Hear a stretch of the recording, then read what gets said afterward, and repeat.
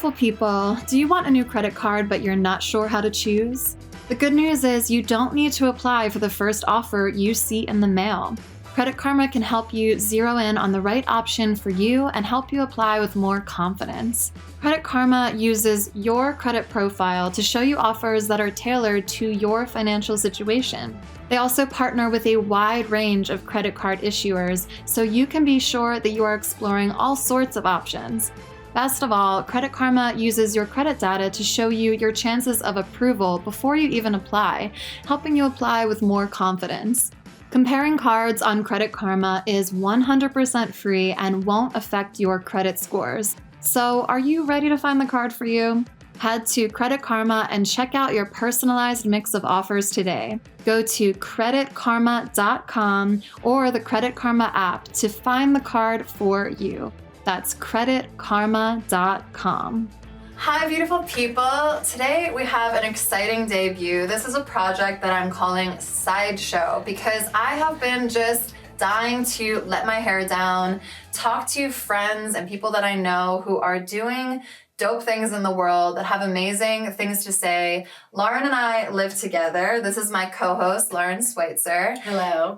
And we have so many incredible conversations just in our living room, in front of the fireplace, about all different kinds of topics that I personally rarely hear addressed in the mainstream, out in media. So we want to bring these conversations to you. And today, our first conversation is going to be really hearkening to next week's episode with the incredible Sarah Ziff. Sarah Ziff is a model who founded the Model Alliance in 2012, and she is doing incredible work advocating for human rights, labor rights, our right to not be sexually violated in the industry or be held to impossible body standards that are killing and harming so many individuals in that section of the industry. So that's going to be quite a serious but fun conversation. Sarah is so knowledgeable. We go into so many different things. So to kick this off, Lauren and I are going to share particularly harrowing nightmare experiences that we've had in the modeling industry, because it's not all bad. Not all bad. But it's definitely not all good. Definitely not all good. Okay, so Lauren, do you want to share some particular experiences with us, please? I have a lot of stories, but one of them, for people that don't really understand the whole modeling thing, is I worked for BCBG, behind the scenes. I was putting on all the clothes that the runway models would wear. So I was standing in heels for hours on end. My feet hurt, my knees hurt, everything.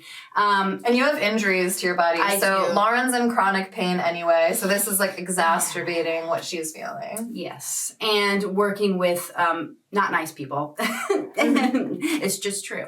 So, what was I saying? So for 4 months you worked at BCBG. So for 4 months, every day, basically, I worked at BCBG. They didn't pay me. Oh, they have an 80-room mansion on the hills, but they didn't pay me for 9 months, so I didn't have any money. I walked into the agency so many times and, politely, do you have my money? And he told me to get out of his office. He doesn't want to hear me say anything again about money. All I care about is money. And he accused you of all I care about is money. So that happened with the same guy. The same guy told me I booked a job. I was living in New York at the time, had to fly to California, in the peak. On your own dime? On my own dime in the peak, season. So it was very expensive. I get there and he's like, oh, his name's James, by the way. James at Wilhelmina, we got you. And he was like, oh shoot, I forgot to tell you, you didn't book that job. So, that's just one of the examples. So you paid for on your own dime, got there, and he was like, what? Wow, love it. And then, there's, of course, dark sides to this. I did a fashion show for Pierre Cardin, up in upstate New York. There were a lot of young girls. I was a seasoned mom. I was a seasoned mom. And I was a seasoned model, and I was... Well, that was a Freudian slip, because I was what you're saying is there was so many young people in the room, because in modeling, you start at 14, 13, sometimes 12 years old. And they didn't pay us well, by the way. We're standing around in this circle, and there is old men, staff. There was a brother and sister there. They were twins, and they were both 16, okay, just to set the standards. She said, strip, like this. And I just laughed, and she made everybody take off their bra, except me, because I'm the seasoned mom, as I established. And everyone was looking at these young children. And so the 16-year-old sister had to strip in front of her brother and take her top off. Yes, they were very uncomfortable. They were very traumatized. They didn't make you take your top off because you were older? I refused to. Oh, you refused to? Yeah. So this is the kind of thing that Sarah Ziff is working her ass off to change, because what we're trying to tell you is that children, like we said, are involved in these situations where their sexuality, their bodily autonomy, their right to privacy or private nudity was completely erased the moment they signed with modeling agencies. This is a common story that happens all the time. It's a standard that women have had to strip naked at runway shows with predatory photographers behind the scenes. Oh, in 2018, the Model Alliance established private changing rooms at the Mercedes-Benz Fashion Week. 2018. Of course, I have a couple stories of my own. Let's also address off the bat, there is not inclusivity in these stories, because when we were modeling as well, it was tall, wafy white girls. Yeah. And then they would throw in one black girl, like, talk about tokenizing. It was always like, we're doing this shoot, and let's make sure to throw this Asian girl in there or whatever. And it's really despicable how much we were set up as a very, a standardized beauty image, and everyone else was completely excluded. So I will say, I understand that when people, models, especially of our era, I guess, complain about these things, there's also the unfairness that we were even the only ones that were allowed through the door. And I recognize that. But it's still completely fucked up, so many of the things that happened to you. I was invited to model abroad in London through Next Modeling Agency. Next.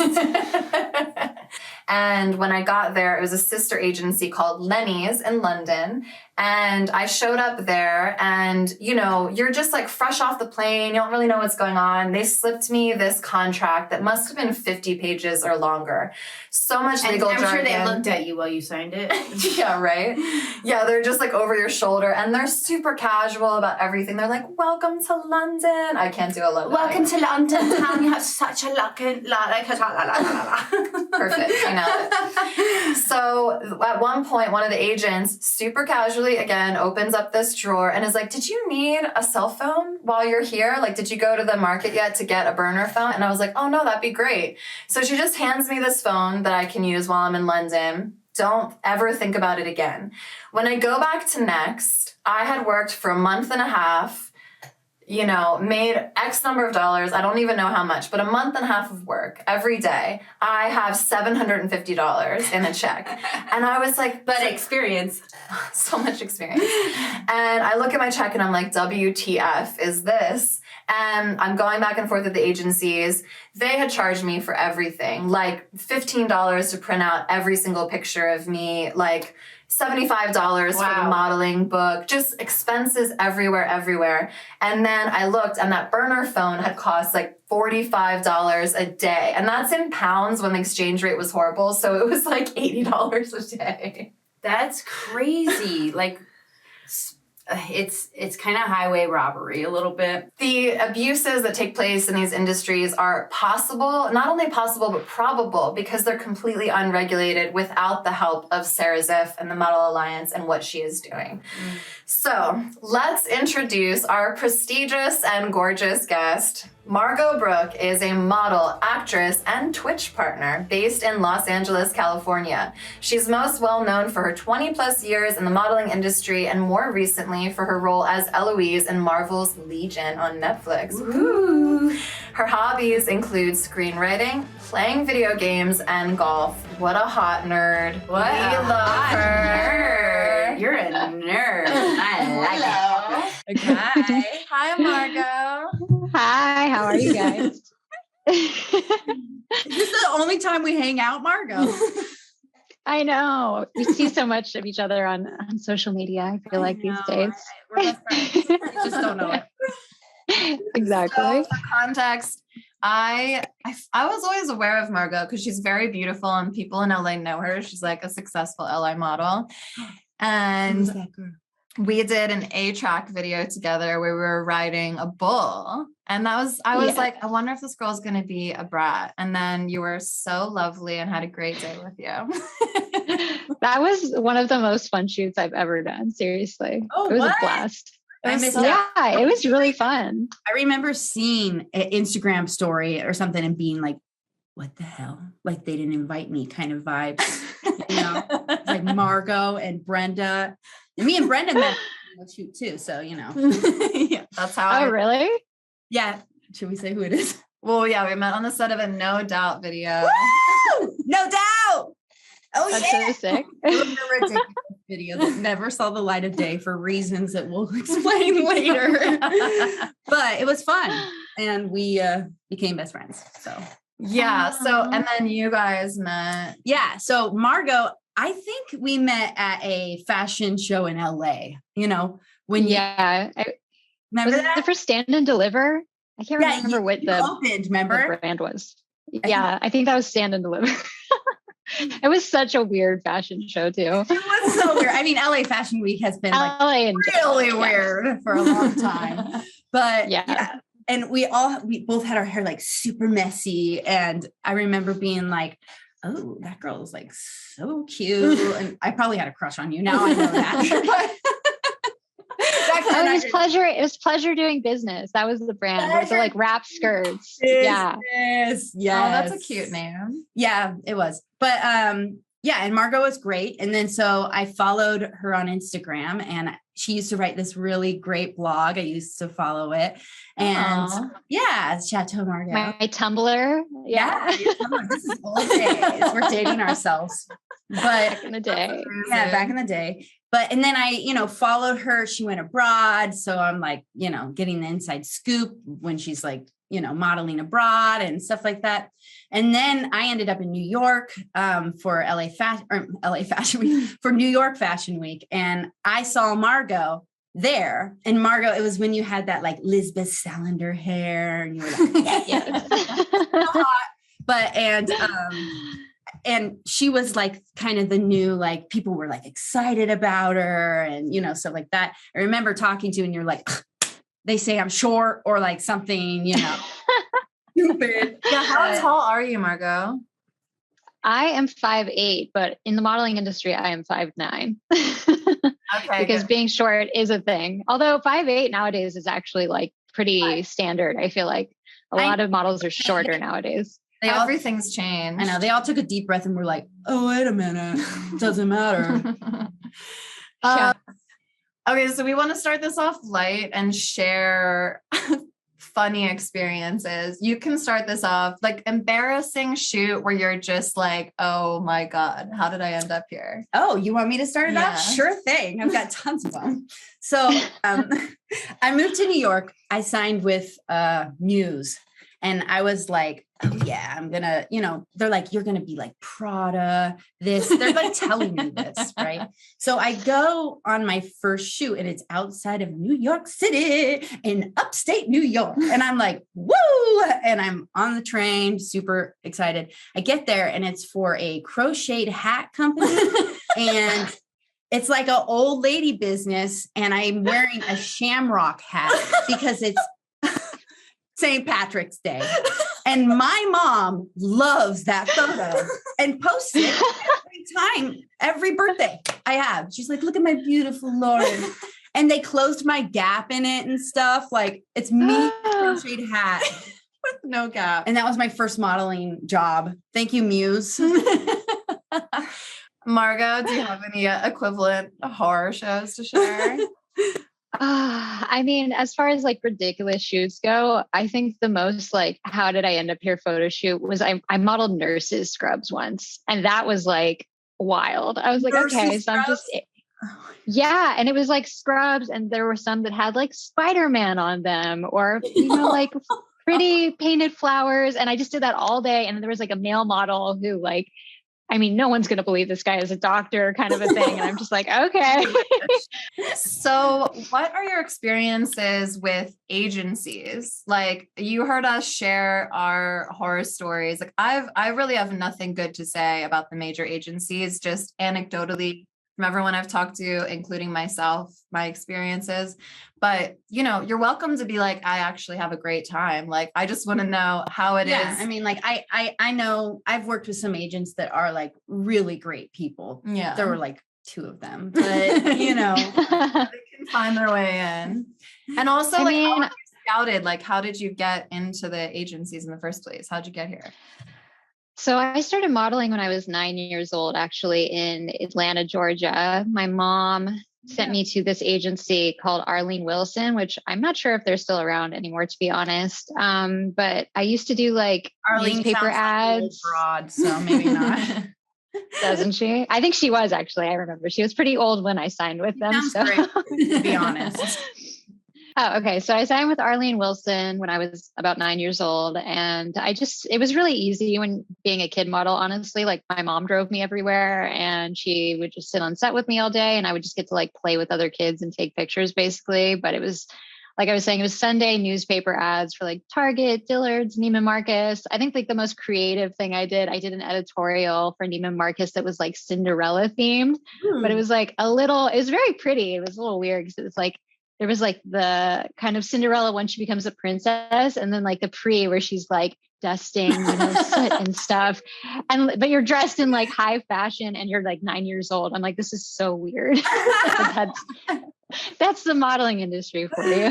Yeah. Wow. I would have been so incredibly jealous if I was friends with you at that me time. too. I'm like, she gets to pretend that rags to riches. She gets to be a peasant and then a princess. Like what? Exactly.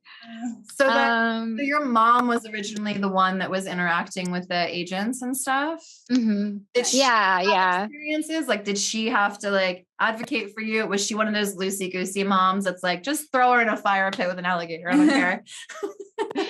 I don't think I ever got put in any like crazy, like compromising positions as a kid. I do remember she just had to always be on set until I was about 16. Then she didn't have to come with me anymore. But most of the time there was a teacher on set, which legally they're supposed to have a teacher on set if you're under, I believe, 16, and maybe it's 18. I'm not sure. But so yeah, there's usually a teacher on set, not always, but she was pretty chill about everything. I think the only time nothing really crazy happened. I actually did end up modeling with Emily Ratajkowski when we were both like 12 or 14 years old.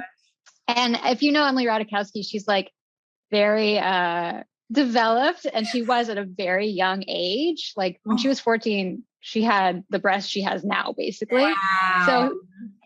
So yeah, and we had to do we used to shoot for Teen Magazine a lot. And so we did do like a bikini shoot once, which like sounds weird, but it was just like a swimsuit shoot. But like for her, it was like a little bit more intense because she was so developed. And for me, I look like a little kid still. So I'm like, I feel like her experiences were probably a little more intense than mine. But did you have a revelation in retrospect, or do you remember feeling like that in the moment, like she was more sexualized and you were less? Or is this like, I mean, to be honest, when I was little, I just wished I was like, I wish I had boobs like that. I was so jealous. We had boobs like that. Yeah, still to this. I mean, I still do. Yeah. The three of us are definitely the itty bitty titty committee for sure. Hey, speak for yourself. I don't know. Yeah. Oh, does Margot not have? Well, I think Margot. Oh, there's nothing going on here, guys. Oh my gosh. Okay. So traveling up in your journey, now you are an adult. When do you transfer from your mom being your advocate to you being the one interacting with agents and stuff? That happened. So I started kind of going off into my own modeling experiences when I was 16. I was living in Orange County and I started driving up to LA like by myself, going to castings, meeting with agencies, all that stuff. And I signed with Elite, I think, when I was 17. Yeah, they were my first big like LA agency. It was elite. And I remember that was really intense. I don't know if we're calling out people, but there's an agent there named Victor who I think is still there, which is kind of crazy. But he was just like the worst person ever. And he was always like telling you like, you need to be skinny and you need to work out. And like me back then, like I swear when I was 17, I weighed 95 pounds. Like, and that was natural for me. But like to tell me to lose weight, I was like, God, I can't imagine what other models are like facing that are taller than me and are just naturally way more than me. So that was like very intense. But it was like every time you came into the agency, they were like, are you working out? Are you like doing this, doing that? And I'm like, oh, okay. I think it's just this theory that like a lot of agents had pay their dues kind of thing. Like you have to pay your dues, but yeah. I mean, bringing up weight is just a standard question. I feel like no matter how skinny you are, they're like, well, you could be skinnier. So yeah, because they hate you. It feels like hate, but anyway. Well, and the ironic part is like they tell you to be skinny all the time, but then you get on set and the first thing you always hear, I'm sure you guys have heard this a million times, is, wow, you need to eat a cheeseburger. And I'm like, oh, well, you hired me. Like, do I need to gain weight or is this the weight that you want? Like, I don't get it. Or the clothes don't fit you, you know, and it's your fault. It's your fault. The clothes don't fit. Yeah, exactly.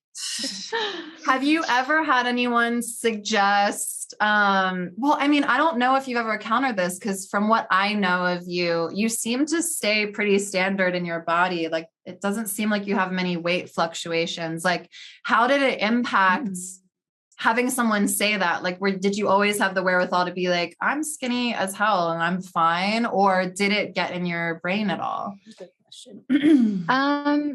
I think I just got self-conscious about my weight. Like I never felt like I needed to be skinnier. I was like, I know I'm skinny. Like anyone can see that. But I've been told even since I was like little that I'm like skinny, but if you look at pictures of me as like a kid and stuff, like I'm just a rail, you know? So it's like, there's nothing I can really do about it. I've tried, like I used to take like protein shakes and stuff when I was little and like nothing stayed on me. And to this day, it's like really hard for me to gain a substantial amount of weight. But I just got self-conscious where like every photo shoot, someone would be like, you're so skinny, like you need to eat more. And I'm just like, I can't gain any weight. Wow. So it was just like frustrating, always feeling like people assumed that I was like anorexic or had any kind of eating disorder or something. And I'm just defending myself constantly that I don't, and no one believed me. And it's just like, that was really hard for me more than anything. Yeah. Even just that to like sit in your body. How does that make you feel? Like, yeah, it's just, I don't know. So many comments like that where it's like, just, you know, don't judge people if you don't know them. Like you're seeing me for 10 hours today. You know, it's like if you saw me all the time, you'd know that I eat just fine. Exactly. Yeah. So, cause I was going to say, have you ever had anyone suggest some of the more terrible methods of losing weight, which I'm not sure you would have experienced this, but I've talked to other women who had agents be like, you know, if you have to eat cotton balls during fashion week, like it'll make your stomach feel, or like, hey, cocaine really isn't that bad. You should give it a try. Like before, I mean, again, a completely unregulated industry. It was so easy. It's the wild, wild west. Yeah. Say whatever the hell they want. Yeah. But I'm guessing you didn't really have many of those experiences. I didn't, but I did know girls that would do the cotton ball with orange, like soaked in orange juice thing. And like, or they would just eat like lettuce, like not even like salad, just like lettuce. And I'm like, that's not food. There's no nutrients in that. It's like water basically. But there were definitely girls that were killing themselves to stay the weight or lose weight, whatever their agent wanted them to weigh, which was very intense to watch. When I was in Korea, I was roommates with this girl she was just naturally a big person. She's like large stature, very tall, very like, you know, and they would tell her constantly to lose weight. And she was bulimic and she was throwing up in the apartment. And they were telling her constantly every day and I knew, nobody else knew. And I knew. And it's just like, It's painful. they don't know the effect that they have on people. And then it's like a power thing where it's like, yeah. So. Yeah. Did you ever have any experiences with like financial, like where the hell is my paycheck from that job that I did months and months ago? Oh yeah, I've definitely had financial issues in modeling for sure. I mean, I'm assuming a lot of people don't know this, but like your standard wait for a paycheck is 3 months. So you do a job, you'll get the money in 3 months, which is like, how is that sustainable unless you're working constantly? Because then it's like, okay, then you have the money constantly coming in 3 months after. But like, if you have 1 month where you didn't work that much, 4 months down the line or whatever, you're like screwed. So yeah, I dealt with that a lot working abroad, which I'm sure you guys know, like they take way more for tax. So like, I remember I worked in Paris for a month and I worked well and I did a lot of jobs. And I think I ended up walking away with like $1,000 because it all went to like the model apartment, like my book, like you were saying, the website, stuff like that. And then they take 70% for taxes, which they don't tell a lot of models this, and they don't tell any models this, which I get why they don't want you to. In Europe, that you have to fill out a special tax form in the US, basically saying that you are a US citizen. And so you don't get double taxed on your money. And no agency tells you that. Like I literally just found this out in like 2015 or something where I was like, oh, I don't have to pay the Paris tax. I can just pay the American tax.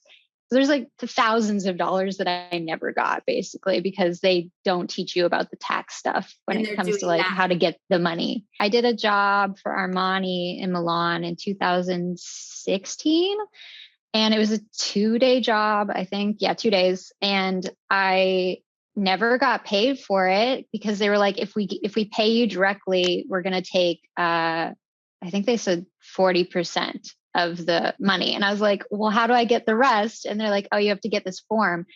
And no, I kept asking my agents to help me get this form. And they like, were just like, oh, you just go on the IRS website and get it. And I'm like, well, what's it called? Like it was like all these steps and no one would help me. And I was like, you guys, like, this is ridiculous. So I just didn't do it for years. Yeah. And then last year during the pandemic, I was like, you know what, that money would actually be really nice right now. So I finally found, I have a really great mother agent now who's like super helpful and their accountant is super helpful. She's like, here's the form you need. She sent me the link. She's like, fill it out, check this box, check this box, check this box, send it to the IRS. So I did all that. It took a year to get the form back. I sent that to Milan. A year? And then a year to get it back. Sent it to Milan. They're like, okay, great. So we can give you 20% of the money, but you need one more form to get the other. And I'm like, okay, so now I got to fill out another form and wait another year. Like, I'm going to do it. And I'm going to do it, but now I'm just like, you had that pandemic time. Yeah, you had time on your hands, lucky for them. Oh my God. Oh my God. You just brought back so many memories to me. Just flooding. I know, right? From like just if people knew how much money we're actually never getting is crazy. It's crazy. It's thousands of dollars. It's honestly, they are stealing. They are stealing. Oh yeah. Because they're 100%. Like, for example, these girls, 15-year-old from Latvia, they put into a house. She doesn't know the language. She doesn't know anything. Like they put her into a room. They charge her like $2,000 a month to live with 4 other girls. Mm-hmm. And it's like, that's not the market value. That is not like, what do you think is going on? Like, they just do these things. I was in. Yeah. Go ahead. I'm just thinking like they're girls that are in dire circumstances sometimes. And I use that word literally, like war-torn countries, women who are in extreme poverty that are scouted from these places and brought to America with a promise of a future. And then they're like, they can't speak the language. They're being charged up the ass for all of these expenses that are going directly to their shitty ass lying robbery agency. And then they're being sent home to their war-torn, impoverished situation with no money to show for it. Mhm. And like, just like the shame of like not having accomplished anything. And it's insane because they have accomplished and they have made so much money. They just got robbed. They're telling you abroad, I feel like they tell you the job is 2,000 when it really is 5,000. And they keep. Oh, well, that's the other thing. Are they even communicating the truth? That was to you? in Korea. I was there for 4 months. I really loved my time in Korea. Like, I mean, I was 22, it was first abroad trip. I didn't know the language, you know, like I was meeting new people and, you know, and my bookers were my friends and they were great. I thought, you know, they're telling me they're taking care of me, you know, whatever. We get to the end and I'm there for 4 months. They told me that I made 35 grand in that time. I left with $7,000 and a bunch of fees on top of that. Like, I mean, fee for this, fee for that. It was just like, and I looked at them and I said, you guys, you're really doing this? Like, I thought you were my friend. I thought you were my friends. I kept saying, oh my God, I was 23. I thought you were my friends. Jung-soo, I thought you were my friend, you know? And they're just like, sorry, it's how it works. Like, we're taking your money and have a good day, you know? What a nightmare. It makes me like, it makes me anxious. Okay, so we've established that so many of these agencies are horrible organizations. I think when we round up the conversation, I'd love to hear about what your new mother agency is doing that is like right and honorable. Because we'll round this up on a high note, for the love of God. Yeah. So I think it would be interesting to talk about embodiment. This is a concept that I love asking people about because it's something that was new to me. I feel like in so many circumstances in my life, I was asked to disembody. Through my religious practice of being Christian, it was like my flesh is gross and my spirit is divine. With modeling, it was like stay a virgin till marriage, but also like take your top off and be like uber be sexual, or be young and be super sexual, whatever it is. Like all these moments where you're like, this is not congruent with what I would feel or what I would choose. Like, for example, I do not like a bunch of people touching my body. But in modeling, you just surrender to the idea that anytime you walk in a casting or a room where you've been hired, your body is going to get touched without you consent to the touch just by being a model. So like, are there things in your life that you've noticed through this career that you're like, maybe looking back on, you're like, I wish I would have said something, or if only all of these awakenings had happened, maybe I would have been able to say this or do this, or maybe you did stick up for yourself in a situation that you can share? I mean, I would say one of the biggest things, and you guys touched on this a little bit with your own stories, but just like how it's so standard in modeling for you to just change in front of everybody.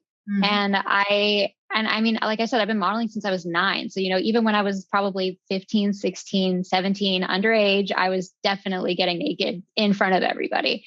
And I think for me, like I always wanted to be very professional. I always showed up on time. I never complained. And like being a part of that is like, I never wanted to be like the difficult model. I didn't want to ask for special treatment. If we were like shooting in a big warehouse and the restroom is, you know, a 5-minute walk down the hall there, I didn't want to be like, oh, hey, can I go change like in the restroom or somewhere with a wall or separation? So I would just change there. But every time I was always just like, I shouldn't have to do this. Or you guys can at least like turn around or go have a conversation. Like you don't need to be standing like around me in a circle while I'm changing, especially when I'm underage. Yes. That is it. Yeah. Everything. That is what I'm trying to like convey, the dehumanizing of the fact that like, you don't even need a changing area. Like just take off your clothes. Like just hurry up, you know, come on. Like, and of course we all want to be good. We all want to be good little girls. We all want to be good models or like do a good job because it's work, you know? And it's crazy. Like, and you know, the castings, you know, how they're like, New York Fashion Week, especially, or like Paris Fashion Week or whatever, you know, they're just like, they're not even meeting you with their eyes. They're just being like, her hips are very strange. And she has this weird gait. I don't know. Yeah. Maybe the other one. And then they don't even They don't even tell you to go. They're just talking, and then Oh my God. and then you just go, I should just go. You know, a lot of sorry, I'm a You lot can of say that. I can say that. Yeah. Oh, a lot of fucking. Now I lost my train of thought. What was I saying? Well, So have you had any experiences where people were commenting on you as if you weren't even there because you're just the model? I mean, I definitely have, but I can't like think of specific comments like off the bat. I've definitely just been told like too skinny, too short, like that kind of a thing. Definitely like right in front of my face. Like I'm not there, but they're talking about me. And to talk about like the touching thing, I think it's really big for a lot of models where you kind of learn to like disassociate. So like, Yes. when I'm standing on set and I have, you know, the look on and everybody's like light testing and all that stuff, and then hair and makeup comes in to like touch you, like I literally zone out so hard. Like I'm like thinking about other things. I don't even like realize that I'm there, because once you start having someone like do this with your bangs like 700 times in a day, like if you pay attention to that, you're going to freak out. Mm-hmm. So you kind of learn to like Zen moment, like not feel anything, which is like really strange. It's and so it's definitely weird. like affected, I think, other parts of my life. Oh, well, like, do you mind Wow. expanding on that? I want to know how that translates into real life out of set. I think it's worked in like good ways and bad ways. Like I feel like it takes a lot for me to get irritated now, because I've gone through so many things that are very irritating that I can easily kind of zone it out. But at the same time, I can just zone out in general when I shouldn't be, because I'm like, if I don't like something or something's making me uncomfortable, I just like go away in my mind. So I think it's kind of made, I don't know, other aspects of my life a little challenging in that way. For me, it was, I don't know. For me, it was very hard, because like, you know, what people don't understand is you're facing these humans that have like this huge past behind them, and maybe they've been abused, maybe they've done this, maybe they like have a weird association with, you know, a certain thing, and people just don't understand it. Like that touch means like so much more, like them pulling on you, them, you know, someone watching you change, you know, like that's also something like, why should we have to forfeit like our human experiences because we're models and we're in the makeup and we're having fun? Yay. I totally relate to what you're saying about the disassociation, but I also felt like they were like meditative moments, and my body was always stretched to its absolute limits. And I was always doing things that I would in no way choose to do in reality. And sometimes it was amazing, because I'd be like, all right, I'll go on an ocean in the middle of January and just like feel the freezing water and challenge myself to be super uncomfortable and still like work through it. Like I kind of liked those exercises. It kind of felt like performance art sometimes, like when I would watch Marina Abramovich or whatever, like do things where she's like lay on an ice cube for 10 hours and that's art. And I'm like, well, I'm doing that. Like, I'm an artiste. Yeah. Like eating gross food off of a floor, like just doing shit that you're just like, I would never be doing this, but here I am. Yeah. Like, or like freezing winter, the coldest winter Korea has seen in like 35 years, and wear a bathing suit. Yeah. Jump around in the snow, which doesn't even make sense. Why am I in a bathing suit when there's snow behind me? But the difference is, are people treating you like a human being while you're being challenged with these things? And this is something that has not been acknowledged in conversation much at all, that I've noticed, of people just speaking out to be like, can you just acknowledge that I am in a freezing ocean, or that you're pricking me? And even though you're paying me really well, like astronomically well, I still have bad knees and I'm on a cement floor in heels and it just hurts. It's been 9 hours and it just hurts. Like, and you're not really given, like you said, like, you're just always like, I'm here to do my best. There's literally thousands of people that will take this job if I don't want to hurt my knees this way. So looks like my knees are just going to be in pain today. And I'm going to be like meditating through it to survive. Oh my gosh. That's so funny that you're saying that, because like that is part of the beauty of of modeling that I have found, the moments with myself where I'm like, I hate this right now. Like I'm staring at a white wall. They're going beep and the flash and I'm getting blinded and I'm just doing front, side, back, putting on so many clothes, having so many people touch me. Like you said, Margot, it's just like, you're just like, you know, and you learn how to like get yourself through trying times, basically, you know, especially if you're a fit model. I feel more apocalypse equipped. Let's put it that way. So, I was prepared. Okay, so for time's sake, we're gonna have to start rounding it up. But I mean, thank you for sharing all of these experiences with us. So important. Like, thank you. Yeah, Sure. I'm really curious. Let's see. There's an old school way I feel and a new school, and you can tell me if you agree or disagree, but I feel like maybe when I first signed, there was no such thing as like advocating for yourself is the speech that we're all giving to each other, which is beautiful. You couldn't do that because it was like, nobody cares. You're not going to stand up in front of everyone and be like, I will not take my top off. And they're like, well, cool, like stand aside then, we'll get someone else to do it. So I feel like I wonder and I hope that women and anyone in this industry, regardless of gender, because I know men go through so much, marginalized people go through so much. And only now does it feel like we're allowed to speak up for ourselves because there's like protection behind us. There's the internet. You could TikTok about how someone treated you. Like, you kind of have power now. The good thing about that. So have you noticed a transition from like when you were doing it to now? And this might come with age too, like maybe how your relationship has changed as you've gotten older as a model. Like, do you feel more comfortable in your own skin or more able to advocate and make this job and profession what you actually want it to be? Yeah, I would say 100%. I feel more comfortable now being older. I feel like, especially when I see models that are young models, like when I kind of reminds me of like when I was, you know, a 15-year-old model or whatever, and I see the things that they go through and I'm like, that's not okay. And then I'm like, oh, wait, I did that. You know, it's like, so I feel like my age has kind of given me the perspective to like finally realize like, oh, I went through like a lot of things that were not okay. And also occasionally, and I'm sure you guys have met people like this on set, where there's like that one makeup artist or stylist that's like something's happening and she's like, oh, you don't have to do that. And I'm like, really?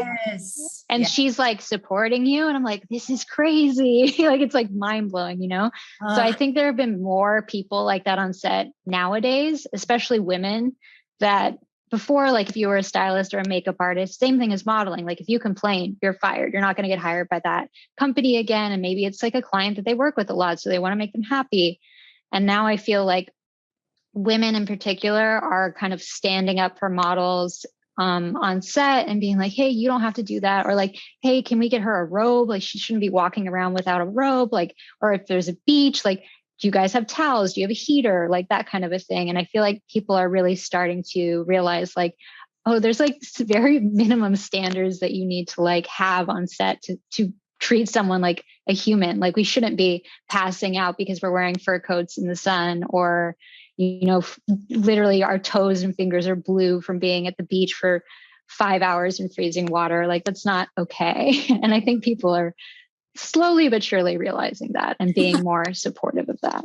That's beautiful. I would agree. I think I found that like, you know, there's more like that one advocate for you. That's like, you know, it's more apparent now. There's like more people they're like, are you hungry? Do you want water? Oh my God. Yes, I would love water.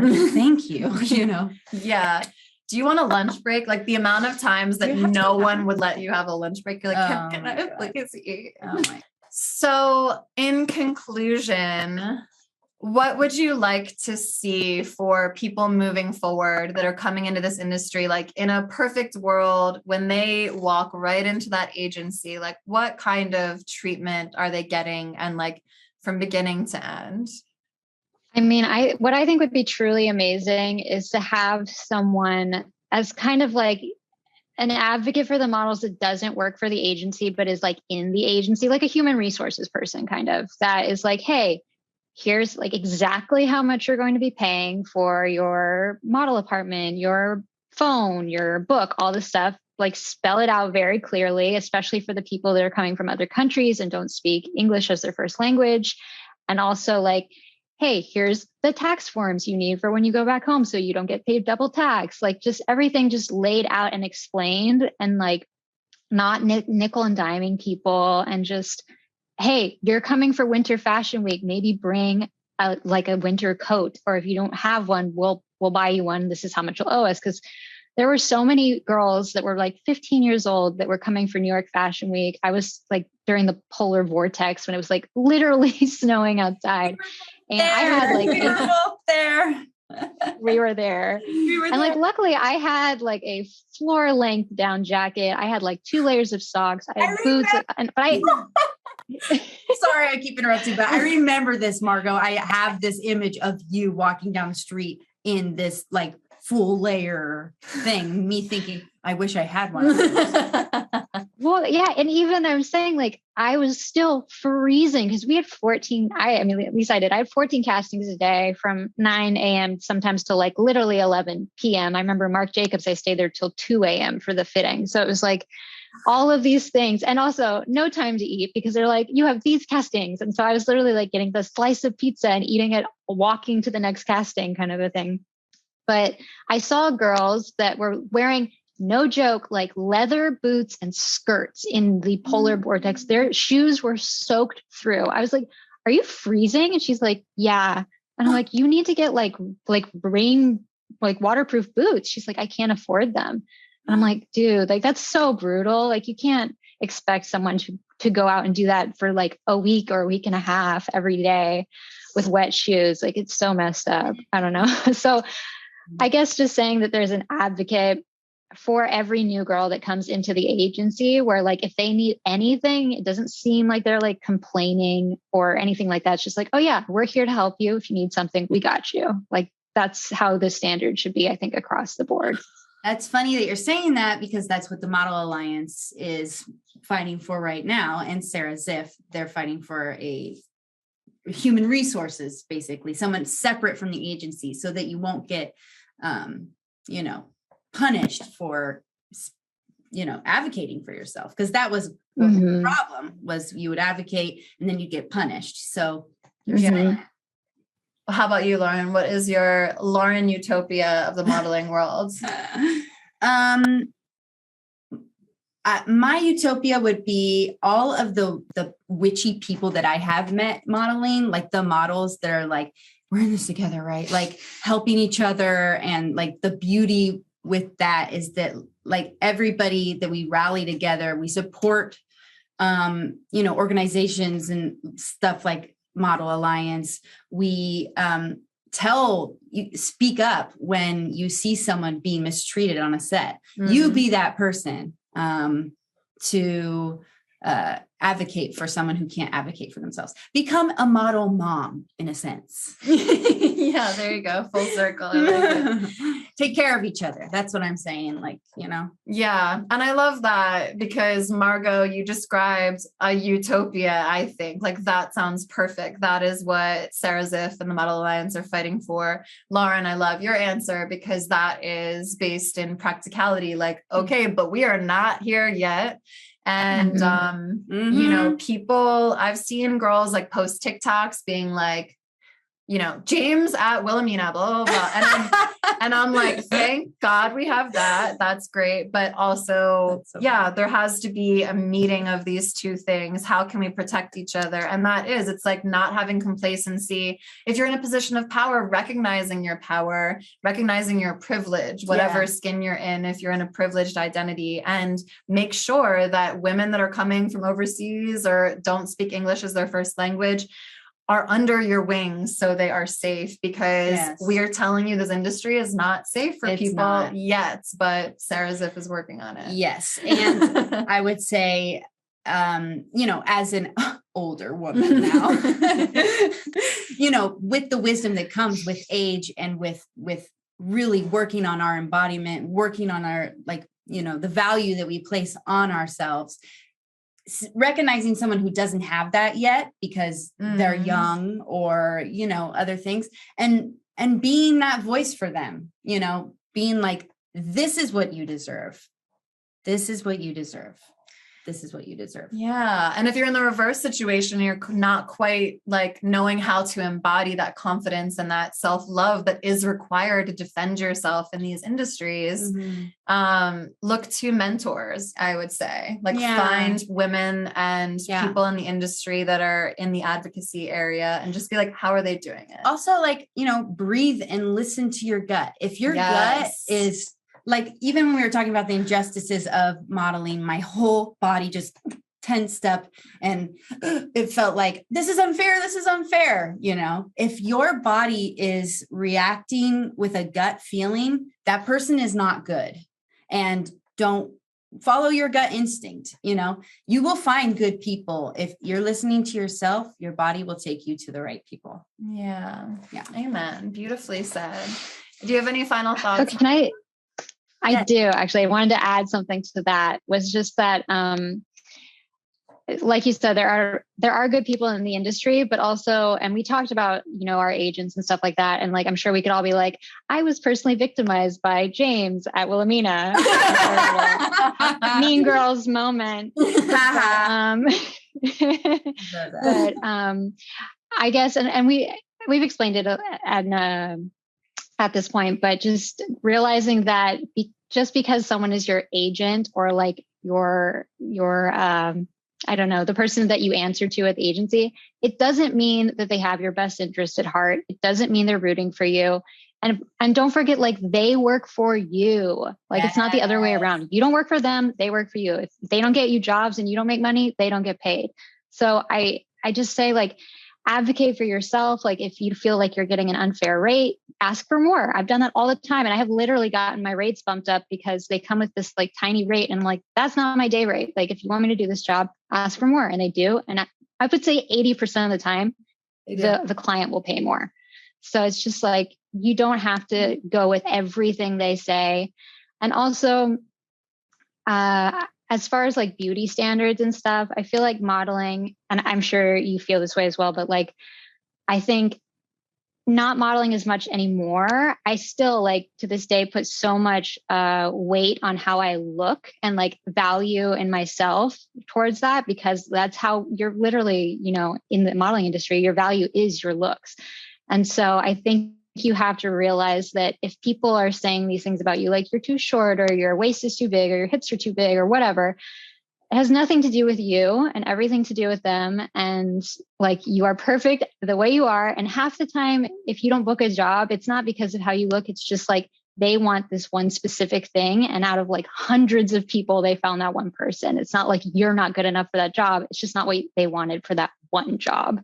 Yes. So I'm just like, don't put so much weight on how you look, because it doesn't come down to that every time. Yeah, really, it's as dumb as them being like, oh, this person has bigger nostrils and we want bigger nostrils. It's like, yeah. What job? Literally. Cocaine industry. It's the same people that made the crocheted hats. Okay, you had the right sized head. Yeah. Beautifully said, Margot.